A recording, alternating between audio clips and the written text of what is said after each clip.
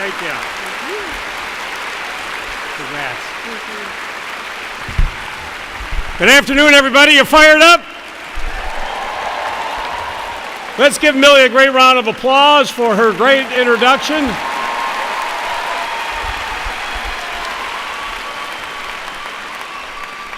I want to thank she, and I love Jacob's speech, but I just want to ask you professors here, 3.9, which one of you actually gave him a B? Yeah, we'll talk later. Well, good afternoon, President Crutcher, to the board members, to the students, the faculty, family members. Let me first say Happy Mother's Day. It is a privilege and an honor to be here with you today on this very, very special occasion. As you know, this is a very significant milestone that all of you should be extremely proud of what you have accomplished. No matter what path you take, it is because of the hard work, your dedication, and your discipline that you are actually here today. I want to also thank all the professors. I want to thank the parents, the family, and the friends who supported to get you here today. And I know we stood before, but I'd ask all the graduates if they could stand and give family, friends, and professors a great round of applause for getting you here today.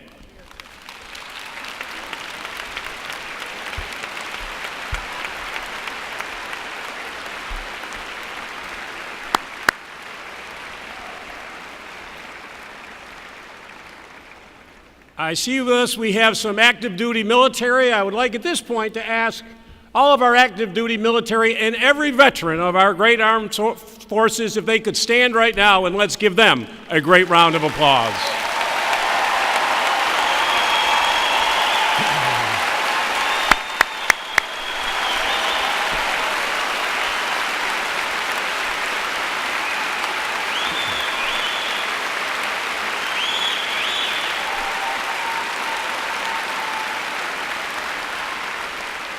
For those of you who are visiting from outside Virginia, I'm very proud that under my 4 years as governor, Virginia was rated the #1 state in America for active duty, the first state in America to end veteran homelessness in our state, and voted the best and most veteran-friendly state in the United States of America. And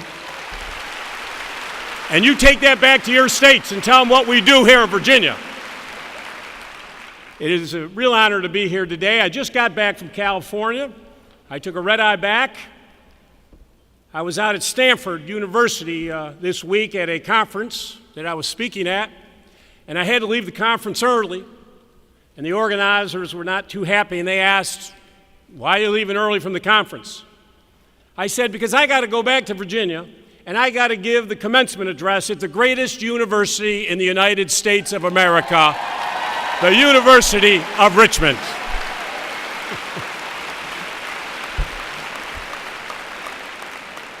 And I love the University of Richmond. Go Spiders. I've spent a lot of time while I was here. I see my Secretary of Commerce, Todd Haymore, who was a Spider, who every single day of my 4 years would tell me exactly what was going on here at the University of Richmond. But why are you the best university in America? Because you know why. It's because of you, the class of 2018. Think of it. You'll go ahead, give them a round of applause again. What the heck? Let's get at it. A record number of Fulbright scholarships, spectacular men's and women's lacrosse victories, a Goldwater Award winner, 2 honorable mentions for Goldwater Awards, top rankings in the U.S. News and World Report, and I want to congratulate all of you graduating seniors because you were a national leader. You got out front on the issue of campus sexual assault, and I thank you for that leadership.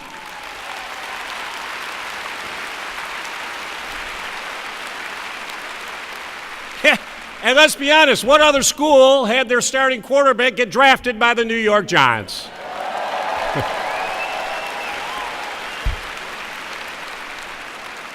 Only the University of Richmond.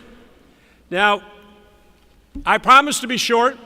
None of you want to hear a long commencement address. You have things to do. So start your watches. I'll make a promise with you. You pay attention. I will be up and down in 10 minutes. Well, you cheer louder, I'll make it even quicker if you want. Bishop Desmond Tutu was right when he said one of the greatest gifts that we can give to another generation is our experiences. So I wanted to talk a little bit about my personal experiences and what it's meant, to give you a little guidepost for the future. I have had a lot of experiences. There are 3 things that I have always told our 5 children. As they grew up, I would tell them that they always need to do exactly what they want to do. I've never asked them how much money you're going to make in a job. Tell me what is in your core. What is your passion? What is going to make you happy? What will you find most rewarding in your future? I'm proud to say that my children have taken that to heart. My daughter, who graduated from college 5 years ago, immediately left America and went to Africa to save elephants. My son Jack, he went to the United States Naval Academy and now is a lieutenant in the United States Marine Corps. I'm happy to report last week got home from a 7-month deployment safely from Iraq.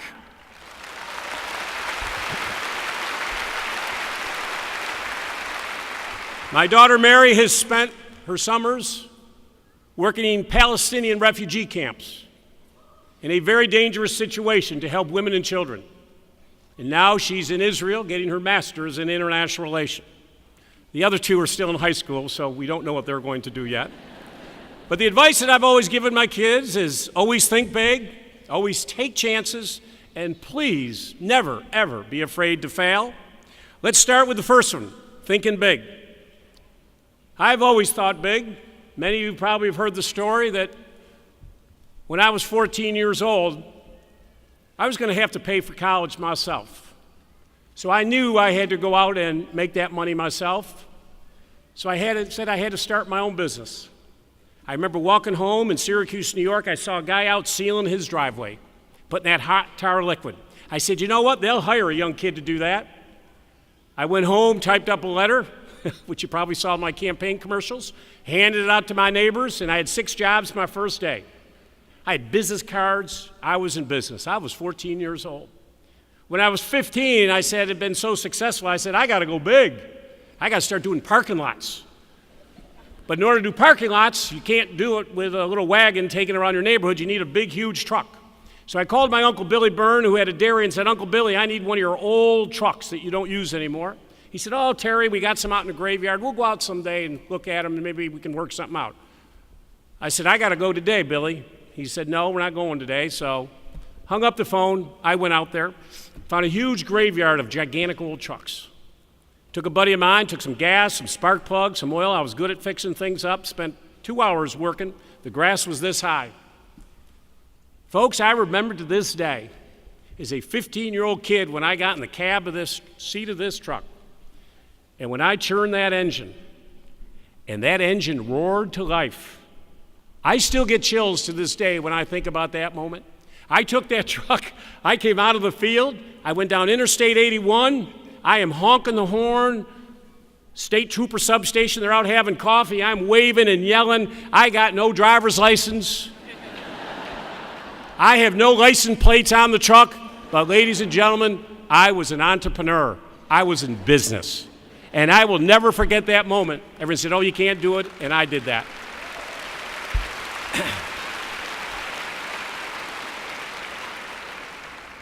I want you to have that same chill feeling as you go forward.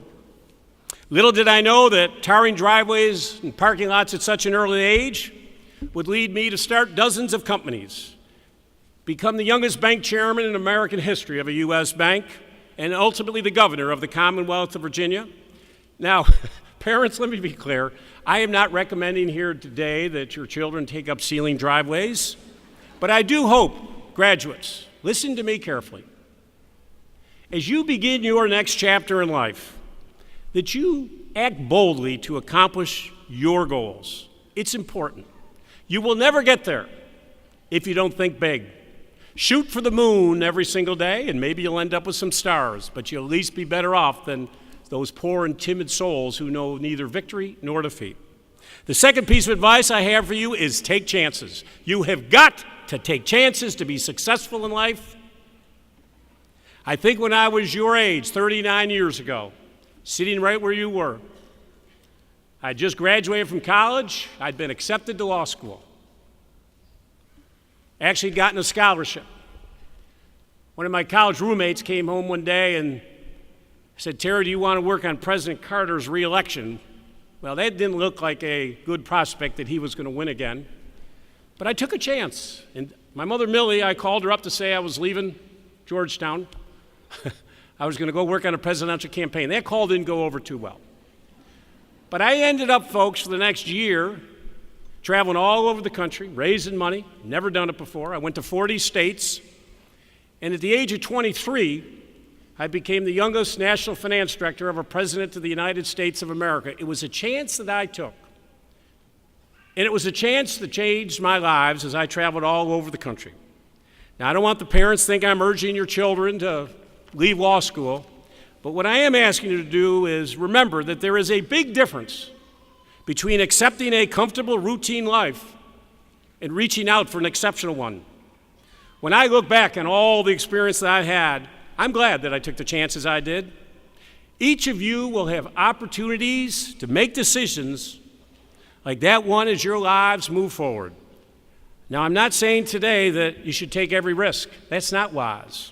But I am saying to you, do not pass out on opportunities that may come your way because you risk the fear of the unknown. Finally, my last piece of advice is to follow up on the previous two. If you are bold, if you take chances, guess what? You're going to fail. That's a part of life. You're going to experience rejection. But please, please, please, don't ever be afraid to fail. Few people are more qualified to talk about it than me. I've been in dozens and dozens and dozens of businesses. Some have worked, some haven't. Some have made money, some haven't. That's part of life. That's what part of being an entrepreneur is all about. But I have been in that arena. I've also failed miserably in politics. In 2009, I ran to be your governor. Yes, it was an audacious move. Most people said, "Oh, I see him on TV a lot. I didn't even know he lived in Virginia." I had never held office here before. I was born in New York. Don't tell anybody in Virginia. But I thought I had a lot of great ideas and things I could do to shake it up, renewable energy, high-speed rail, and all these different things. And I ran on a platform of big ideas. And I said, if you don't like my big ideas, don't vote for me. Guess what? You didn't. I got crushed. But I still remember waking up the next morning having fallen short of my goal and deciding that if I meant what I said during the campaign, if I could create jobs and make this a better place for my family and families all across Virginia. So folks, I suited up. I got out of bed that next day and I campaigned in every nook and cranny in the Commonwealth of Virginia. And because of that journey, I ended up being the 72nd governor of the Commonwealth of Virginia. So when you go home tonight and you put your head on that pillow, you think about this. Patrick Henry, our first governor, started the American Revolution. Give me liberty, give me death. Thomas Jefferson, our second. And now, Terry McAuliffe. Is this not a great country we live in? Failure is a part of life. It's what you do the next day that counts. So I hope that you will adopt some of the advice that I've given you today. I am living proof that it can work. It won't come easy. It'll take a lot of guts, and you have to get lucky along the way. But please think big, take chances, and never, ever be afraid to fail. And in closing, here are a few other little things I've learned along the way. There is no such thing as a bad day. Every day you wake up and get out of bed has the potential to be a great one. If you have a bad day, guess what? You're in the wrong line of business. Do something about it. Never, ever take yourself too seriously, and always stay positive. People want to be with winners, not whiners. There's too many lemon suckers today in this country.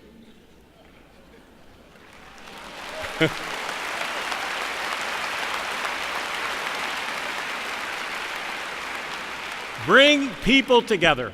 It doesn't matter what political party you're in.